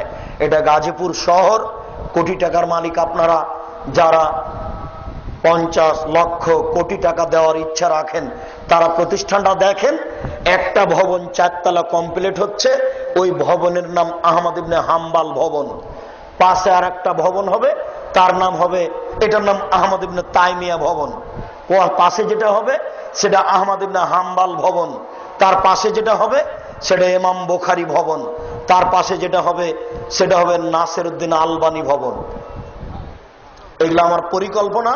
মেয়েদের ভবন হবে খাদিজা, আয়েশা, ফাতেমা, এইসব ভবন মেয়েদের হবে। মেয়েদের কোনো ভবনের কাজ আরম্ভ করতে পারিনি, তারা ভাড়া বাড়িতে আছে। আপনার আমার দিনী ভাই, আপনি না পারলে আর একজনকে বলবেন, যে কোনো মূল্যে বড় সহযোগিতা করে এই প্রতিষ্ঠানকে এদেশের সবচেয়ে উন্নত মানের প্রতিষ্ঠান করে গড়ে তুলতে হবে ইনশাআল্লাহ। বলেন গড়বই ইনশাআল্লাহ। আমার একার কাজ নয়, আমি চাঁপাইনবাবগঞ্জ থেকে আসি, আমি হচ্ছি আপনাদের মেহমান, আপনারা হচ্ছে মেজবান। মেজবান হিসাবে মেহমানকে মূল্যায়ন করার চেষ্টা করেন। আমি এই বিল্ডিং বাড়িঘর ব্যাগে করে চাঁপাইনবাবগঞ্জ নিয়ে যেতে পারবো না, এখানেই থাকবে, আপনাদের বাড়ির পাশে থাকবে। এরপরে আমি বিশ্বাসী 2 দিন পরে 1 দিন পরে এখনই কখন আমরা চলে যাব আল্লাহ ভালো জানেন। তাই আমার মুখ মাথায় সবসময় কাজ করে, একটু কিছু লিখে দিয়ে যাই, ভাঙাচোরা যাই হোক, এদেশের মিথ্যা তাফসির ঠেকাতে হবে। এই জন্য বই লেখা আছে, তাফসির কি মিথ্যা হতে পারে। এদেশের মিথ্যা বক্তব্য ঠেকাতে হবে, এই জন্য বই লেখা আছে, বক্তা ও শ্রোতার পরিচয়। আপনি একজন আদর্শ পুরুষ হন, এই জন্য বইটা হচ্ছে আদর্শ পুরুষ, আদর্শ নারী, আদর্শ পরিবার, বইগুলো মনে হয় আজকে নেই। আদর্শ পুরুষ বইটা আছে। আর আমার জীবনের সব কথা লেখা আছে ওই উপদেশ বইয়ে, যা বক্তব্য দিয়েছে যাবৎ সব উপদেশ বইয়ে লেখা আছে। আর একটা বইয়ের নাম কে বড় লাভবান, 1 লাইন পড়লেও আপনি আপনার সুবিধা ভোগ করতে পারবেন, 1 লাইন পড়লেও তার নাম কে বড় লাভবান। শেষ কথাটি, আমার বাচ্চা আব্দুল্লাহ বিন আব্দুর রাজ্জাক, বাচ্চা দারুল উলুম দেওবন্দ থেকে পড়াশোনা করে এখন মদিনা বিশ্ববিদ্যালয়ে পড়ছে। ছোট ছেলে, ছোট বাচ্চা। আলবানী রাহিমাহুল্লাহ একটা হাদিসকে একবার সহিহ বললেন, একবার জয়ীফ বললেন, এটা কি করে হয়, তার বিস্তারিত তথ্য দিয়েছে। বইয়ের নাম সর্বশেষ সিদ্ধান্ত। বইগুলি স্টেজ থেকে সংগ্রহ করুন। আপনাদের কিছু জিজ্ঞাসা থাকলে আমি তার উত্তর দিই, আর জিজ্ঞাসা না থাকে যদি, সেটাই সবচেয়ে ভালো। সকল দিনী ভাই বোনকে আমরা যা বললাম এগুলি মেনে চলার অনুরোধ রেখে, বইগুলি সংগ্রহ করার অনুরোধ রেখে আজকের সংক্ষিপ্ত আলোচনা এখানে শেষ করলাম। সুবহানাকা আল্লাহুম্মা ওয়া বিহামদিকা আশহাদু আল্লা ইলাহা ইল্লা আনতা আস্তাগফিরুকা ওয়া আতুবু ইলাইক। আসসালামু আলাইকুম ওয়া রাহমাতুল্লাহ। সকল দিনী ভাই বোন, 50 টাকা বড় কিছু নয়, শুধু ওই তাফসির, যেটা ব্যতিক্রম একটা বড় তাফসির আছে 400, 450, 500 পৃষ্ঠার বই, ওটাই 200-250 টাকা ব্যতিক্রম তাফসির। বাকি স্বপ্ন হয় 50, 70 এরকম। সবাই নিয়ে যাবেন, তাড়াহুড়া করবেন না, অনেক বই আছে আমার জানা অনুপাতে।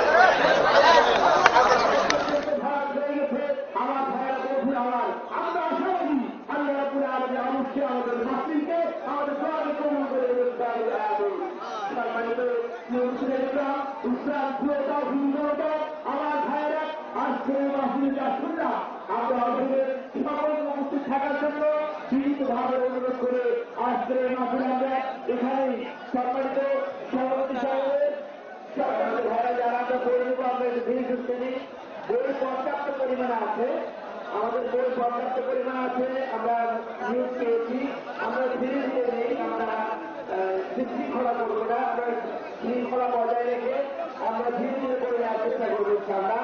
আর সকলে মেঘে দাবি করে বইয়ের দাম অবশ্যই মেঘে দেওয়ার চেষ্টা করবো। আসসালামু আলাইকুম ওয়া রাহমাতুল্লাহ। আপনারা যারা বই নিচ্ছেন, যদি লাইন ধরে বই নেন মনে হয় সুন্দর হতো। লাইন ধরে বই নিতে পারলে সুন্দর হতো। আর আজকের এই বিশাল ওয়াজ মাহফিলে যারা দূর দূরান্ত থেকে এসেছেন, আপনারা